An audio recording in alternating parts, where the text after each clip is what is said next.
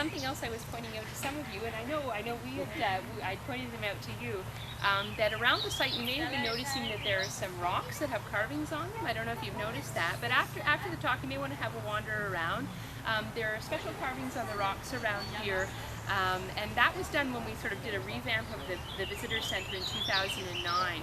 And what we really wanted to do with projects like Voices of Akwesasne, like having the Aboriginal Day celebration today, and with the carvings on the rocks, is to represent some of that local Aboriginal history as well, and show some of the Haudenosaunee, what we sometimes call Iroquois connection to the region, and how this is traditional Haudenosaunee territory, and how there is that presence here that remains. And so we've been trying to find ways to present that. I'm pretty much Irish, I guess, so I'm probably not the best voice to tell it directly, so that's why we like to have guests like Darren come in and give some talks on that perspective.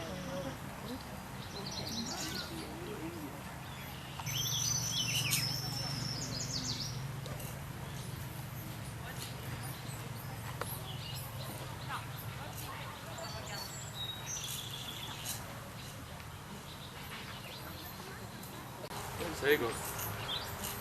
Say sego.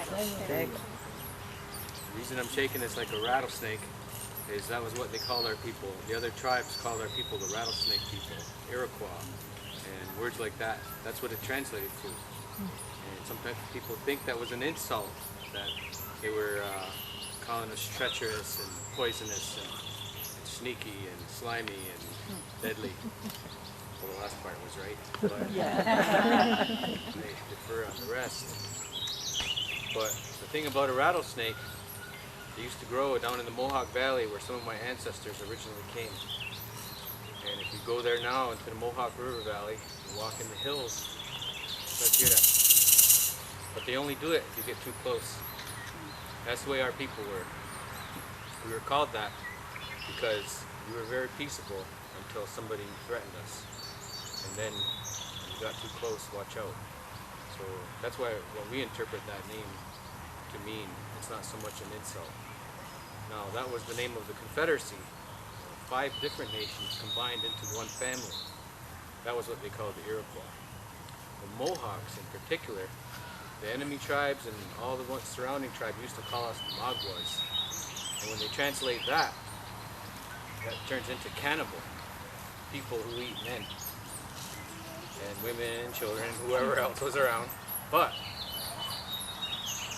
all I say about that is one barbecue goes wrong and you never hear the end of it. Now I light this great council fire here on the banks of Benita Lowanene. That's what we call the great waterway that you call the St. Lawrence River. And I light the council fire of the 7 Nations Alliance, the 7 Fires. And the villages of the 7 Fires are up and down the St. Lawrence River. This is our domain. Not all of us lived here since time immemorial. Some of us came here over time, over the centuries. I'm going to tell you about those stories of how people came to live upon the St. Lawrence River. For instance, why if we lived in the Mohawk River Valley, south of the Adirondack Mountains, why do we leave that beautiful place? And it is a paradise. Or at least it was, until they put a highway through it, and train tracks, and the south. It was a paradise. In a way it is still. Why did we come up to the Great River? There's a lot of reasons for that, and I'll try to cover that. Now, 200 years ago, a war was breaking out here along the Great Waterway, and this was the battlefield for a lot of it.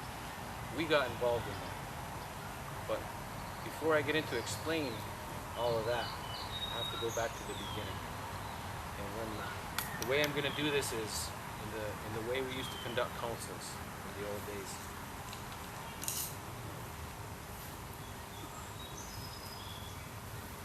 Now at the beginning of a council, when our nations would come together to sit at the council fire, Diajunghayondako is what we call it, the place where they make the fire.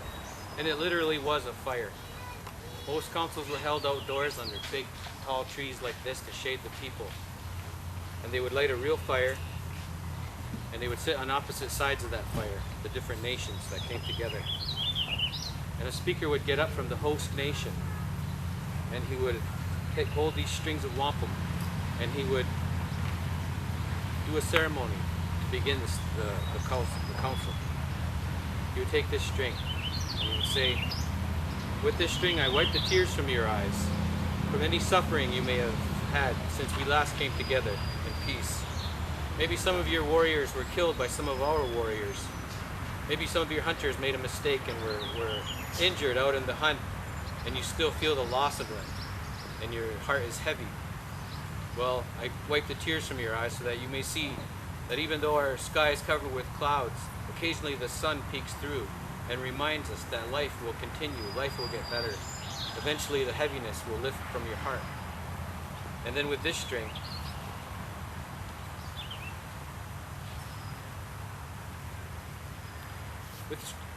I open your ears.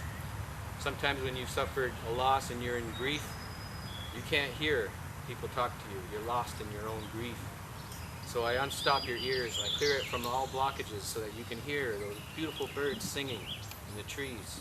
You can hear children laughing. You can hear the men and women singing the songs of greeting. And you can join in because you're now able to hear. That is the string for that. With this string, I give you water to drink to open your throat. Sometimes when you're in grief, it's hard to speak. When you ask a small child why he's crying, sometimes he can't even tell you. He's so clogged up with grief. It affects your whole system. And so I give you water to clear your throat so that you can speak again. You can share your story.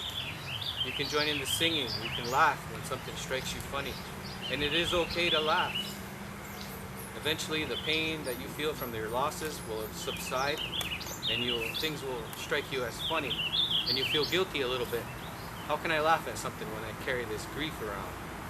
Well, it's okay. Eventually you're going to get beyond it, and your suffering will lessen. Come sit up, sit down. 3 strings. We cover the bones of the dead, that they do not alarm us and cause us to feel those bad feelings anymore. When a council is called, it's for peaceful purposes. It's to put aside all those grievances. So I don't want anybody to have hard feelings for anyone else in this gathering, or anyone else back home, or somebody who did you wrong. Some of us have enemies that we don't even know. Well, we put all those hard feelings aside. We bury them deep underneath wampum, and we heal ourselves. And we all know that tomorrow the sun will come out. A little red-haired girl told me that. See, it's okay to laugh.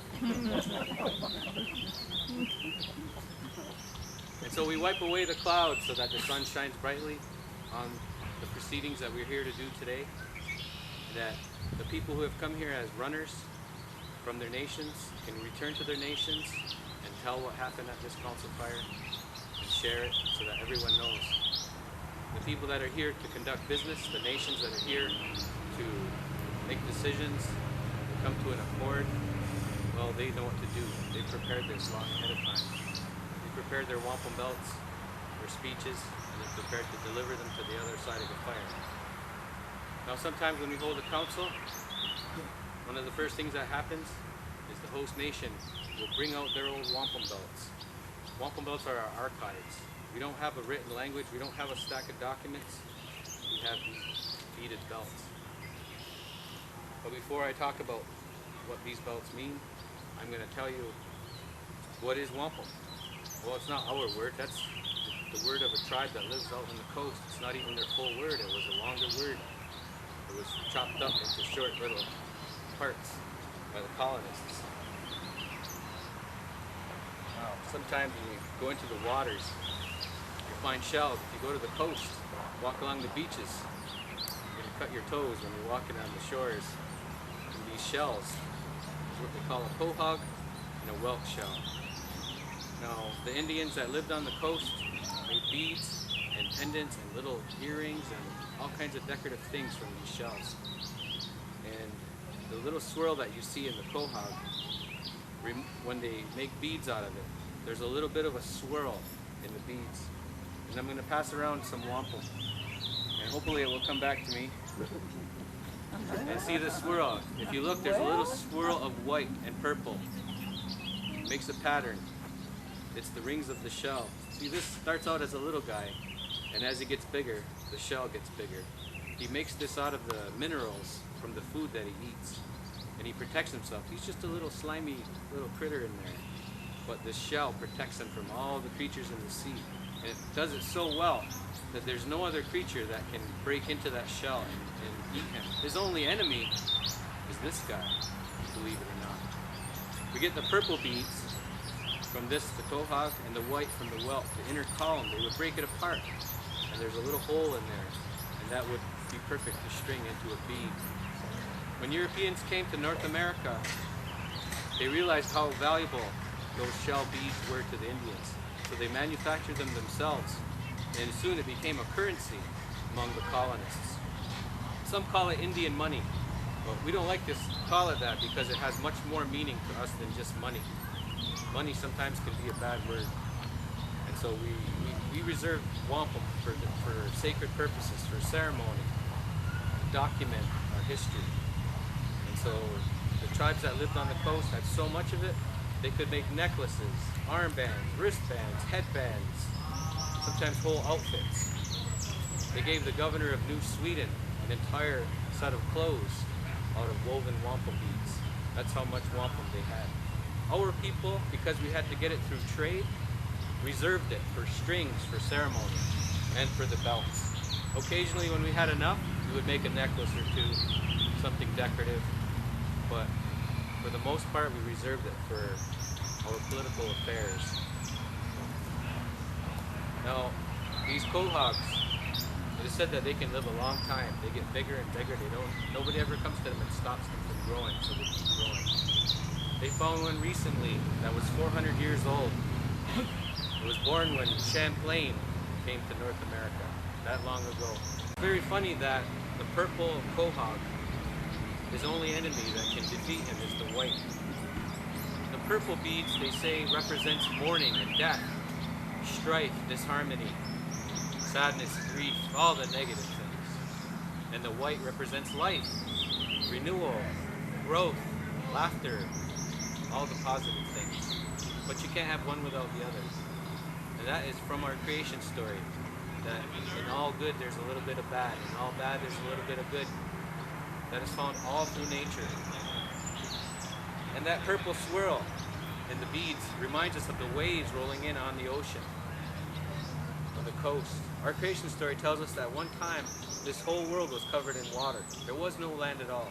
There were living beings, there were creatures, there were fish, there were birds, otters and things like that, but there was no land to speak of.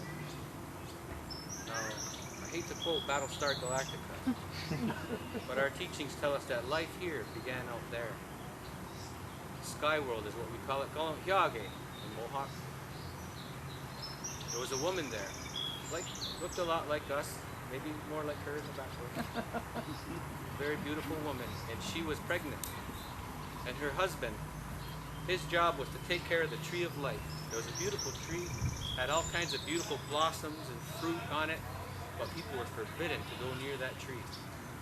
This tree gave light to this sky world, and it was his job to protect it, never let anyone touch it. Well, you know how pregnant women, sometimes they get those cravings, and they must have it. It's your job as the man who put her in that condition to get what she wants.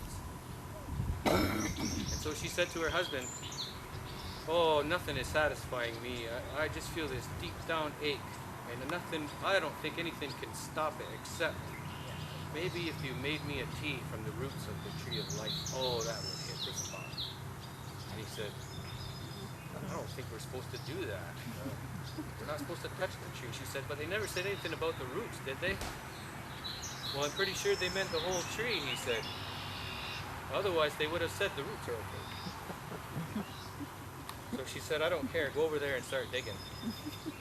I'm your real boss." So he went over there and he started poking around in the dirt. And he's looking around, making sure nobody sees him. And she got frustrated with how long he was taking. So she went over there and she said, "You hurry up. Hurry that up. Start digging deeper." And so he started digging a little bit deeper. But still, he wasn't doing it fast enough. And she got fed up and she pushed him out of the way. She said, "Let me in there. a woman can do this job better than you. So she starts digging. Now, depending on who tells the story, sometimes the men say that he pushed her into the hole because the ground gave way. Sometimes the women say, oh no, the ground gave way and she just fell into a hole. And this hole was so deep and so dark that she began to fall. And she tried to stop herself. She grabbed the dirt and roots and little plants and things just to stop her falling. All she could do was just clutch a little bit. She plunged into darkness and she's falling. And she doesn't know where she's going. She had no idea her world was like that there was something beneath her. And suddenly, she saw this little blue ball. Beautiful, beautiful little blue ball, kind of dim, very little light. And it got closer and closer. She realized she was heading towards it. And as she got closer and closer to this ball of blue, there were birds flying around. This was Earth. This was our world. It was covered in water. If there was an eye to see it, all they would see was water. And there were birds flying by, and they looked up and they saw this woman plunging, and they were mystified. Now those birds, they're like the Royal Canadian Air Force. They flew up there, a little squadron of birds, to see what was going on. And they realized this woman had no wings. She was falling fast. So they joined together and they caught her on their wings and they gently lowered her down. It must have been a beautiful sight. And they came close to the water, and a great sea turtle rose up from the water to see what was all the commotion. And he realized there's no place for them to put this woman, so I will offer my back. So he floated up. Oh, I sure hope that guy goes away.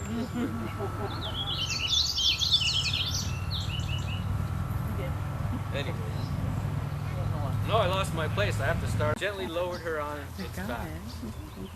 And they all thought about it, and all of a sudden little otters and beavers and muskrats popped up to see what was going on. And they said, this is not good. She can't stay on this turtle forever. He's not that big. She's almost as big as the turtle. And so she asked if any of them knew of something like soil that she had on her world. And one of them said, I remember hearing that something way beneath the water is some earth, something like that. And I'm going to try to swim down. So the animals took turns swimming deep as they could to see if they could gather up any of that dirt, that mud at the bottom of the sea. And one by one, their bodies floated to the top because they couldn't swim that deep. Finally, it was, some say it was muskrat, some say it was otter, but I think it was the muskrat. He floated to the top, and he was dead, he had drowned. But when they opened his paw, he had a little bit of that mud in there, and that was all she needed. Sky woman, that's what we call this woman who came from the sky. Because it made sense at the time. Sky woman. She took that and she began to walk around. And she began to sprinkle that mud, that dirt, on the back of the shell. And also some of the stuff that she brought with her from Skyward. And the turtle began to grow. Now when we do social songs, and we all walk in a circle and do the dances, what we're doing is giving honor to Sky Woman and how she created the world. She shuffled, pushed that dirt into the shell. And so whenever we have a social back home in the longhouse, that's usually what they do to begin it, is to kind of remind everyone about Sky Woman creating this world that we live in. This turtle began to grow so big it was an island before you knew it, eventually a continent. Now whenever you go around to Indian country, no matter where, most of the people, when they talk about North America, call it Great Turtle Island. It's because of our creation story.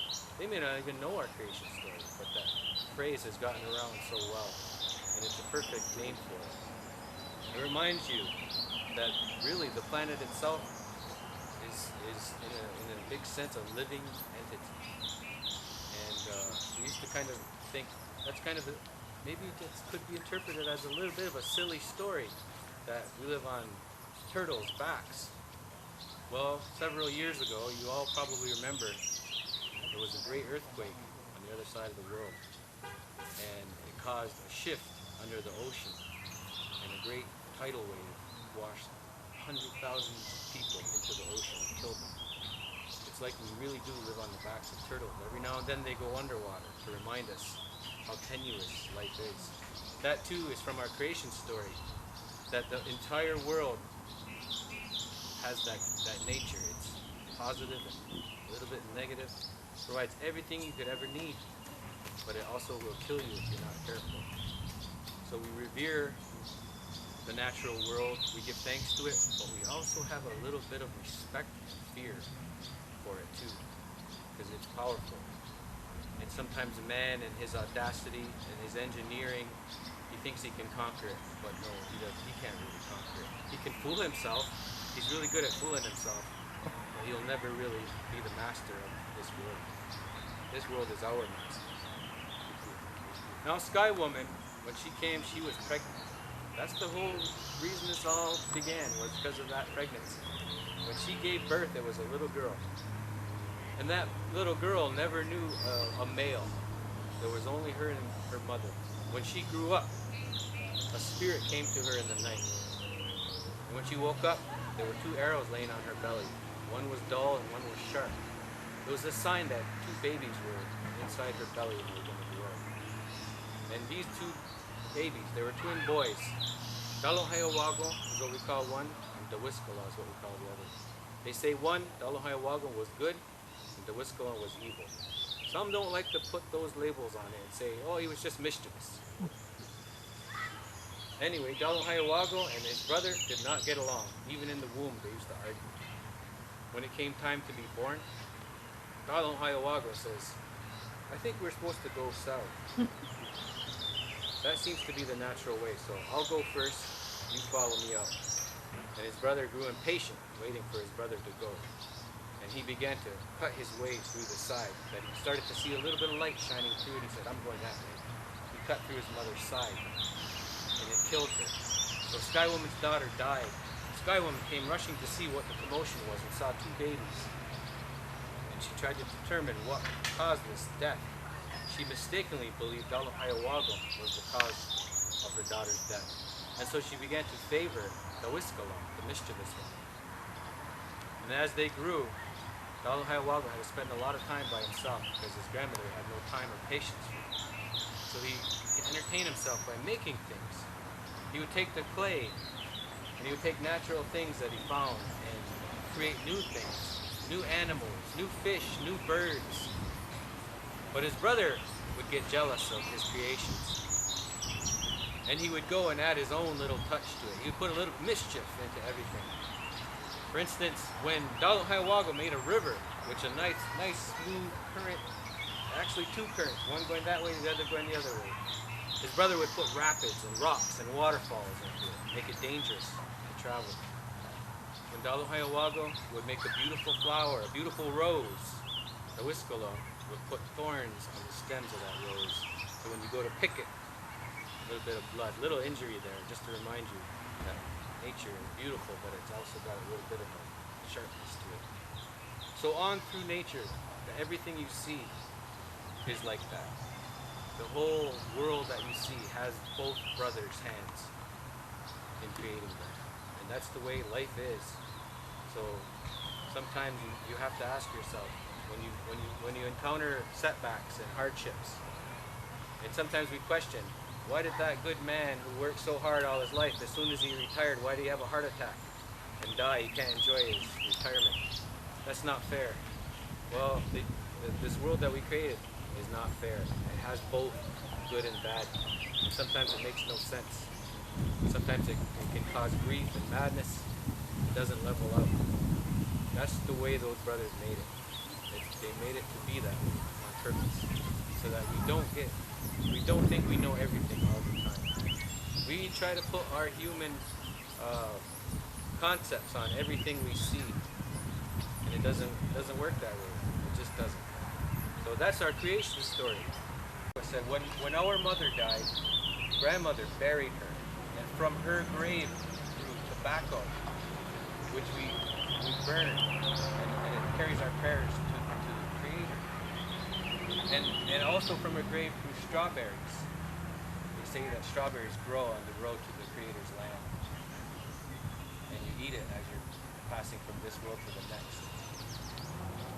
So when you go to a doctor's appointment, he tells you to get ready to eat strawberries.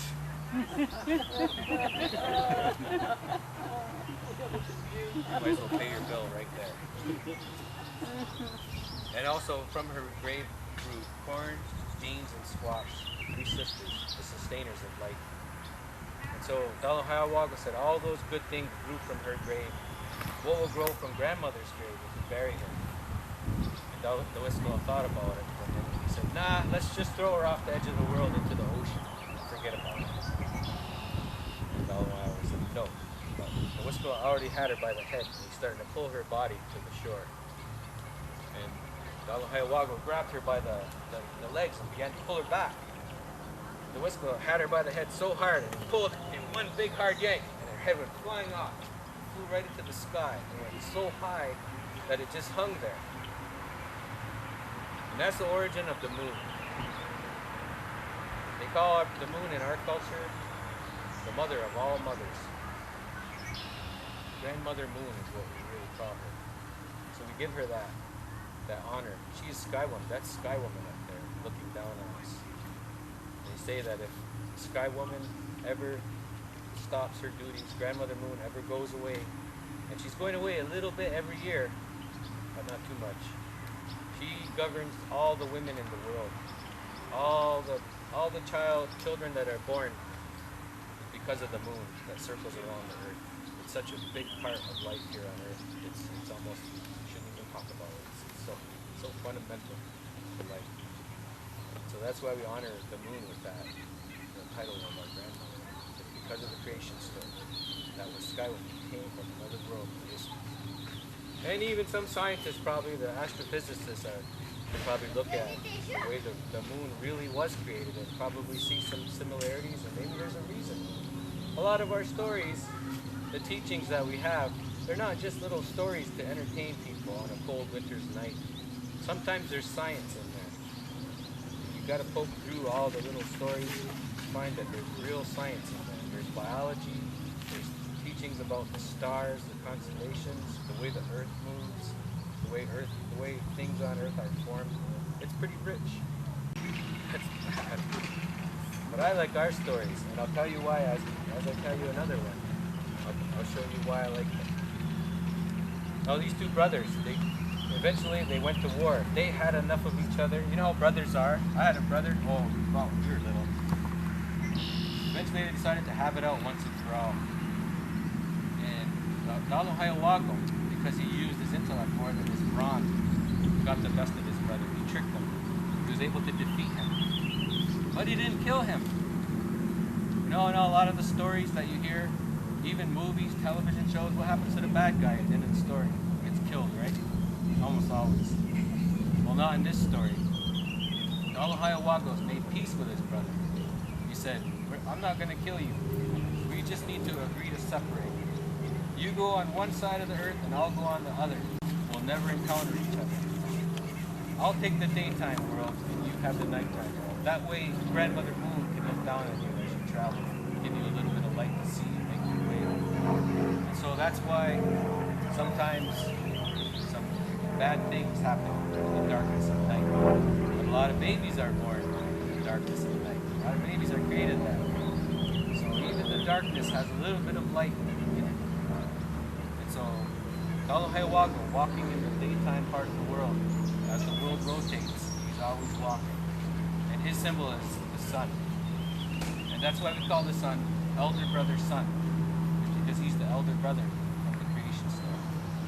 So this creation story tells us about how our world came into being, how the celestial objects that we see and watch every single day, that's the origin of it. It comes from our creation story.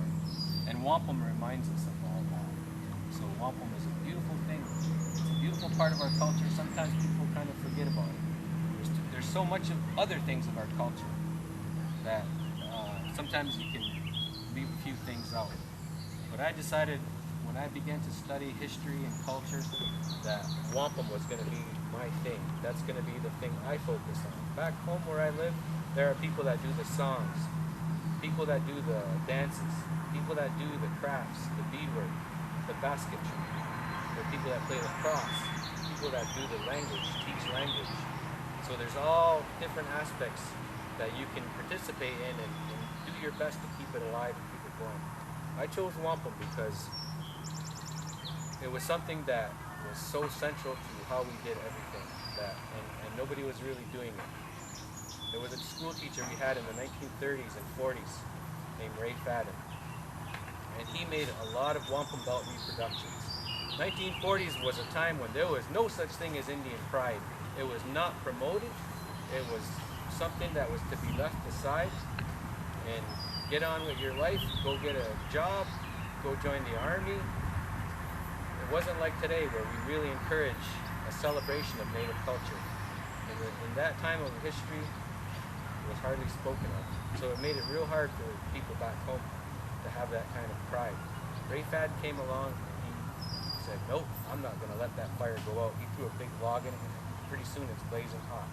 Later, he passed away not long ago, but what he started and what he revived gave us back this kind of thing and restored our pride in this.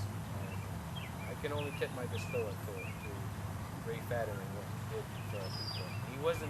He was only part native. He had a fiery Irish red hair, but he didn't take it from anybody. And believe it or not, his biggest opposition was a Mohawk priest, a Catholic priest from Gunawago named Father Jacobs. And I knew him when I was a child. But what he used to say is, keep your kids away from that longhouse. Don't let them go up there, that's Satan worship. You keep your kids in church, and it's a fact. So we had two polarizing beings pulling us one way and the other. It's kind of strange the way things work out like that, but that's the way it was. So I honor both of them because Father Jacobs had his good side too. You know, he was the promoter of lacrosse.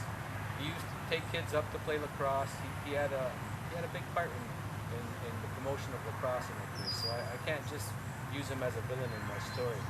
So just like in creation, we've got a little bit of good, a little bit of bad. Oh boy. So if you just give me every now and then I have to take a little bit of a pause. Just so I remind myself of where I'm going with this. So we come back to the council fire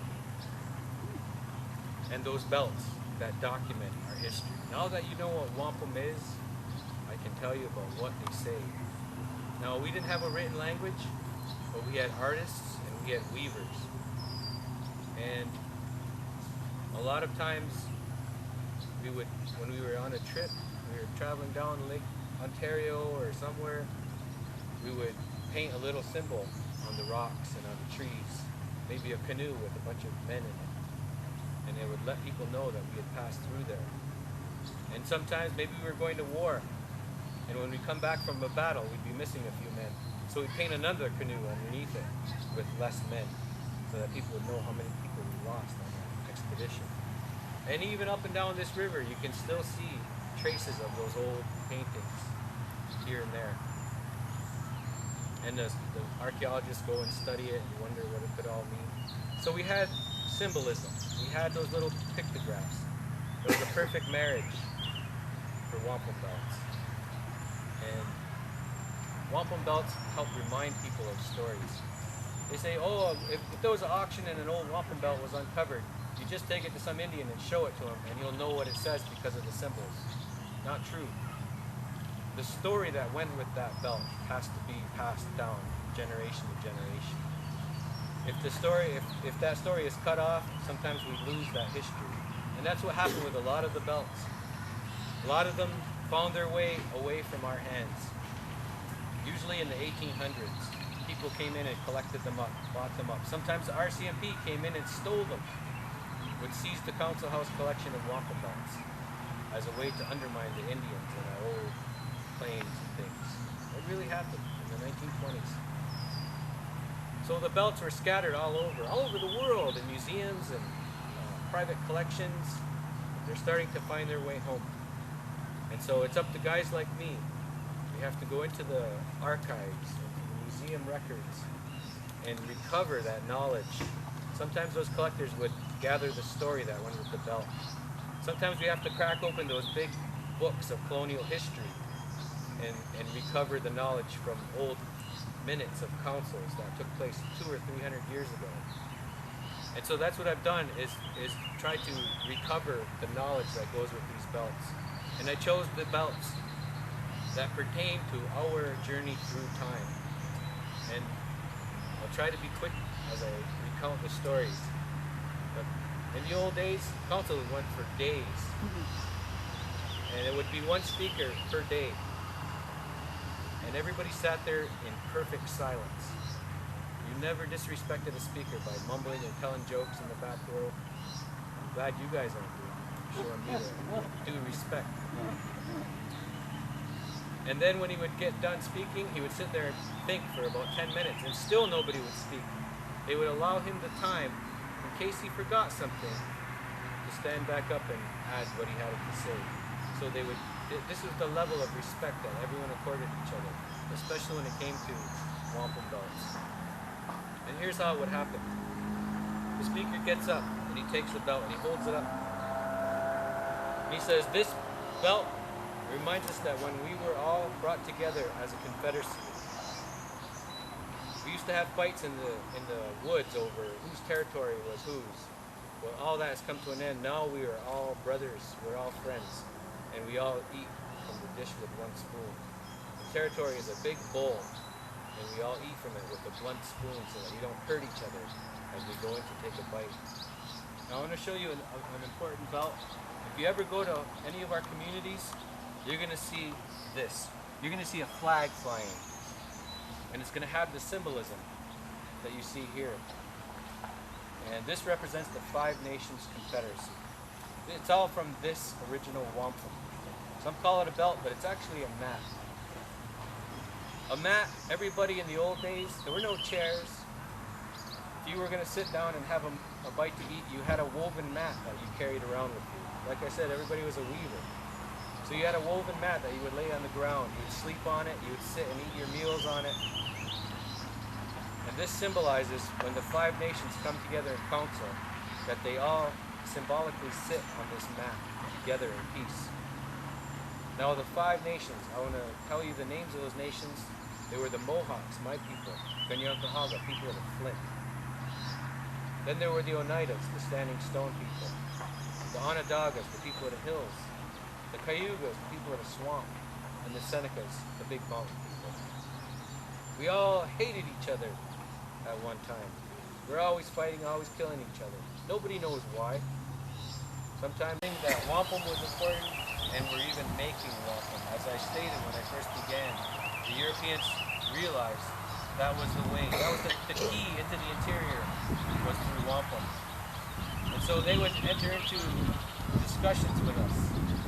And I want to introduce a concept called the covenant of peace and friendship, the covenant chain.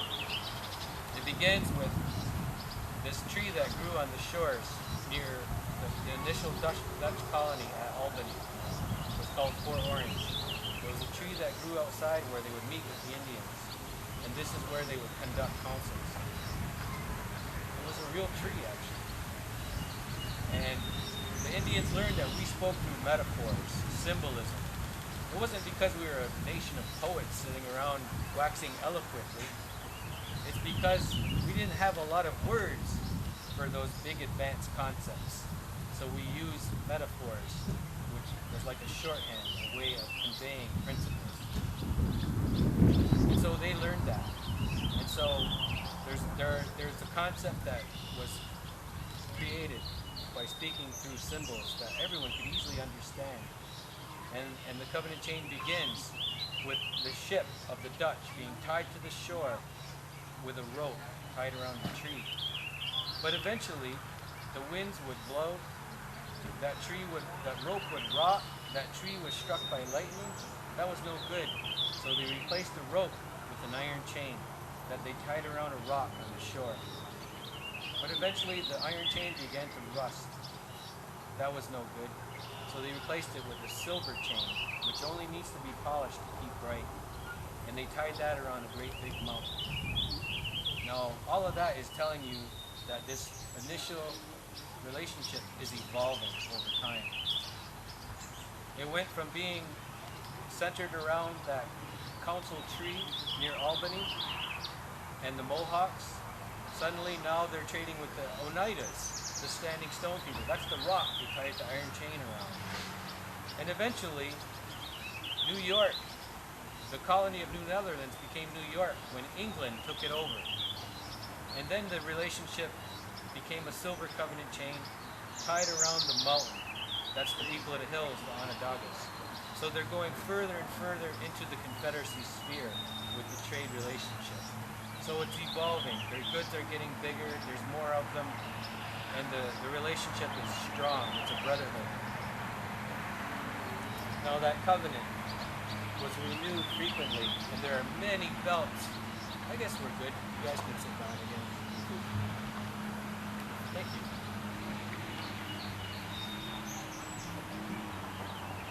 Love that.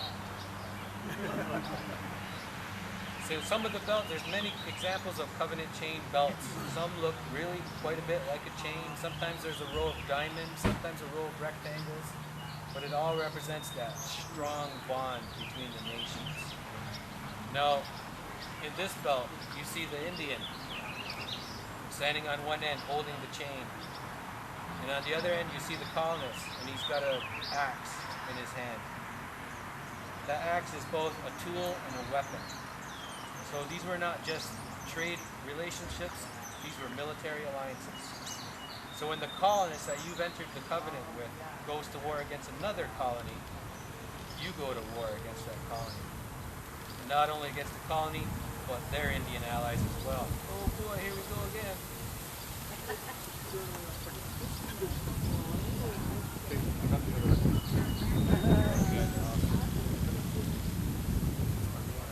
Yep. Now today, the Confederacy chiefs, and a lot of our chiefs, even the elected ones, they like to tell the story that when the colonists made that symbol of the boat tied to the shore, our chiefs got up and said, yes, we also have a vessel. You have your ship, but we have our canoe made of elm bark. It's not the same as your ship. That's because we're not the same as you. What you have in your ship is good for you. Your religion, your customs, your leadership. We have the same in our canoe. It's different than yours. What's good for us may not be good for you. What's good for you may not be good for us.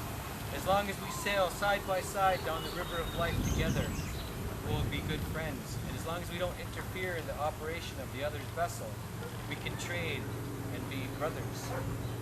And wampum belts themselves, the word for it, kahioni, it means a handmade river. And this is the river. And there's the Indian in his canoe, and there's the European in his ship. And they call this the two-row wampum, the boat and the canoe. And it's a non-interference agreement. And the colonists abided by that for centuries. They didn't tell us who should be chief, and we didn't tell them who should be king. Not that they would have listened anyway. And so we even insist that they abide by that today. Now, it was only when the United States and Canada became separate countries on their own, standing alone, that they began to interfere in our politics, began to enforce elections in our communities. So they violated that original agreement that was with the Dutch and later the French and also the English. So it was only when Canada and the U.S. became separate countries that was violated. But up until then, it held firm. Now, as I said, they learned wampum, the colonists, and they would make their own belts. And sometimes when you look at belts, you can tell which ones were made by colonists and which ones were made by Indians. The Indians used a lot of geometry. They took some explaining to do. There were a lot of symbols. But the European belts are kind of blunt. They're kind of obvious. You can look at that and figure out what it is almost. It's no problem. There's a church. Well, this is a belt that represents a mission among the Indians. There's a cross at the center. There's a church. It's as obvious as you can be. And there's the priest. There's the priest joining hands. They have those long robes. They call them the black robes. And there's the cross at the center of the village. And there's the Indians joining hands.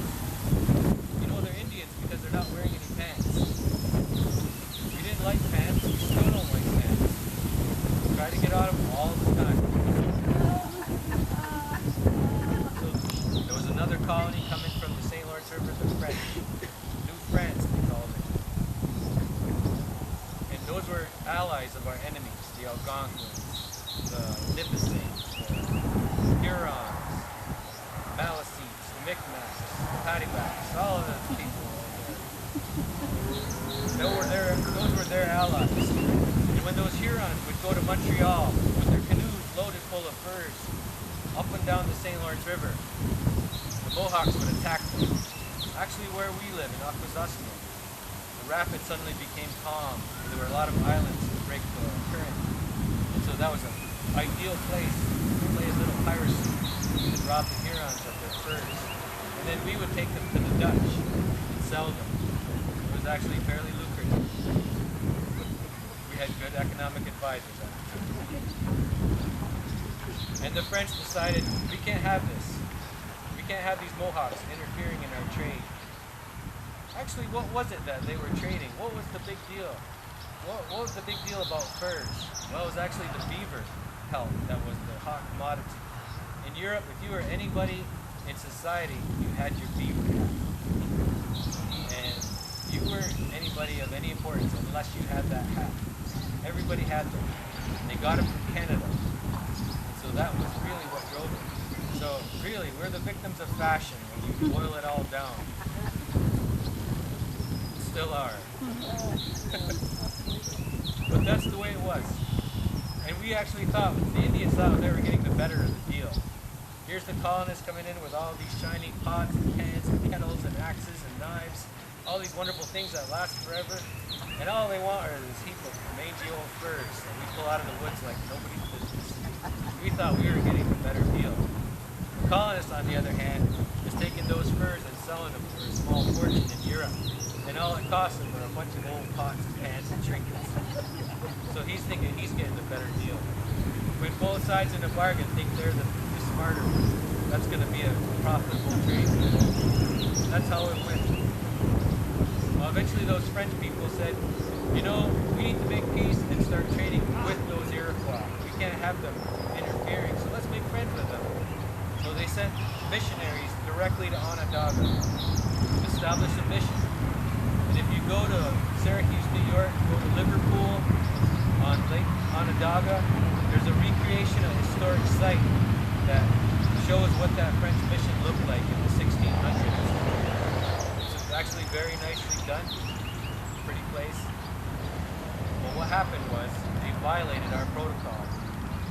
And our Mohawk chiefs went all the way to Quebec to chastise the governor and say, you know that the Iroquois are one big longhouse of nations. And on each end is a door. The Mohawks are the keepers of the eastern door, and the Senecas are the keepers of the western door. There are no other doors. There are only smoke holes above the Onondagas, the Cayugas, and the Oneidas. What you have done by going directly to Onondaga is to crawl through the smoke hole. Don't you know that only a thief would enter a house through the smoke hole? Don't you know that the smoke could blind you? You could lose your footing and fall into the fire? A decent man will go through the door, knock on that door. What they're telling them is they really blundered by violating that protocol of Confederacy. And so the French realized that, and so they recalled that mission. But the missionaries that were at that, they call it Saint Marie among the Iroquois. The missionaries there realized that they couldn't just pick up and leave because it might alarm the Onondagas. So they said, we have to think quick. I know, said a missionary. Let's call a feast. We'll bring out all the food and all the rum, and we'll have a great big feast for the Onondagas. And so they did. They invited them to the feast. They broke out the rum and all the food. When all the Onondagas had their fill, they lied down to take a nice nap outside the fort. And in the morning when they woke up, they couldn't hear a sound. They went into the fort, looked around, they didn't even see any chickens. It was completely abandoned. The French packed up everything they could carry and then fled to Canada. They abandoned everything while the Onondagas were all asleep around the fort. So we remember that in this belt. This belt tells the story of that failed mission. A missionary came from the land of the cross, Canada. He came a long way, but he had something else. He had an ulterior motive. He had something hidden inside his heart. That black spot in his heart represents that there was an ulterior motive for them to be there. But he came all the way down to the council fire of the Six Nations. And there's the diamond representing the council fire. So that belt memorialized that really ill-advised mission in Onondaga. So that's what that belt says. Four Nations said, we're getting tired of all this. Let's enter into peaceful talks. So they sent delegations to Montreal to talk to the French. But the Mohawks said, no way, we want to keep it going. So the French decided, well, there's no other way to deal with such people than to send an army to put them in their place. So in 1666, in the winter, early, I think it was February, they sent an army. The plan was this army was going to march down Lake Champlain, then to Lake George, and then some Algonquin warriors would lead them to the Mohawk villages. But when they got to that meeting place, the Algonquins didn't show up. So they said, well, we have a general idea where the Mohawk villages are. They're generally southwest of this lake, Lake St. Sacrament they used to call it. So we'll just go southwest, we'll follow these trails, we're bound to reach the Mohawk villages. Well, they didn't. They ended up at what is now Schenectady, New York, a Dutch settlement. And by then they had lost a lot of men to the cold, to starvation. They were in no shape to attack anybody. And so the Dutch resupplied them and sent them back to Canada. Even though they were technically enemies, they helped them out. The Mohawks were in Schenectady at the time, but the Dutch tricked them and said, oh, this is just a small part of the army. The big army is near your village. You better go home and protect your people. So the Mohawks went running home. So by trickery, the remnants of this French army were saved, so they went back to Canada. But they came back the following fall with an army twice the size. Fresh recruits from France had arrived, and this time 100 Algonquin warriors marched them directly into our Mohawk villages. We only had time to escape, and they went from village to village and burned them to the ground. Every single one of them. And it was, and the French commander said, we were only expecting to see miserable huts, but they had these elaborate houses. They used carpentry tools. They had enough food in one village to feed all of New France for 2 years. So the French burned all our villages. And the strange thing was, in one of the first village, the Turtle Clan village in the east, lived a little 10-year-old girl. Eventually that little 10-year-old girl would become a convert of the French Jesuits. And this girl grew up and eventually migrated to Canada, where they established new villages for Indians, praying Indian villages they called them. And in October of this year, the Pope Benedict XVI, is going to canonize that Mohawk girl. Her name is Gadalita Gakwita. You may say it as Kateri Tekaku. She was so wrong. But we love it. Keep saying it. She's going to be canonized as a saint in the Roman Catholic Church. Probably about 200 of our people are going to go to Rome to be a part of that, including my mother. She was there in 1980 when they beatified her, declared her blessed. So this is a very important figure in our culture and our history, this young girl.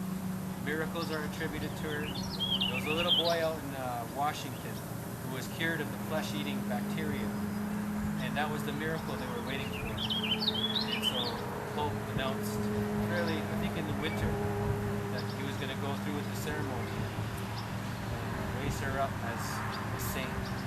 So the French came very close to killing that saint in the making. She was just 10 years old at the time. So that was all it took for the Mohawks.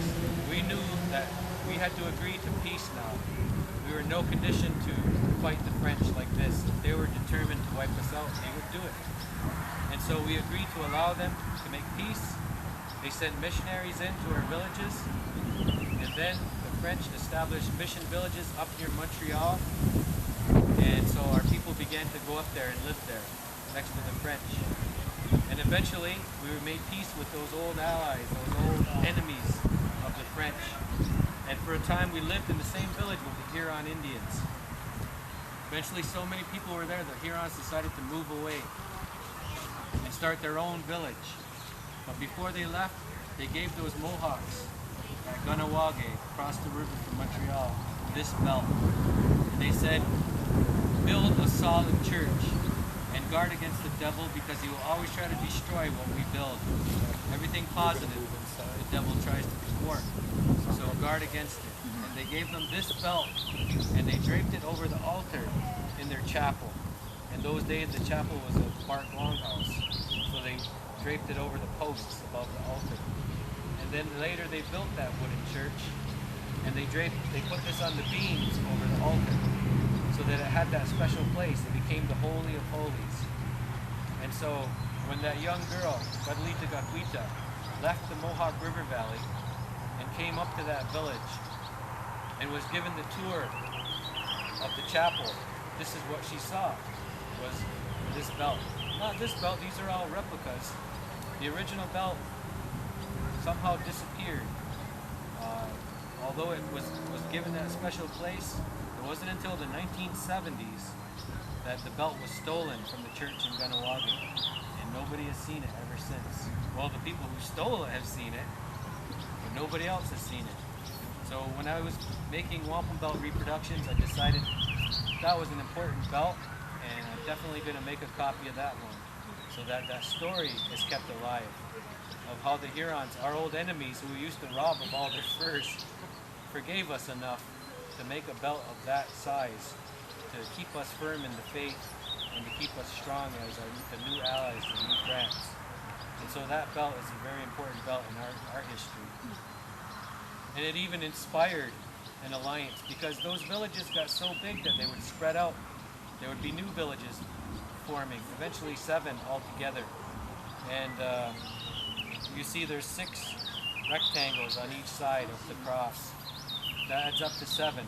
The great council fire of this new alliance, they call it the 7 Nations of Canada, was at Ganawage, that Mohawk village across from Montreal. And so that's Ganawage at the center of the cross there. And that's what it's called in the old times. Ganawage was the great council fire of the 7 Nations. So they had a new alliance just like the old 5 Nations, only the Mohawks were at the center of it. And this alliance allowed them to survive the French and Indian War, the American Revolution, and even hold strong through the War of 1812.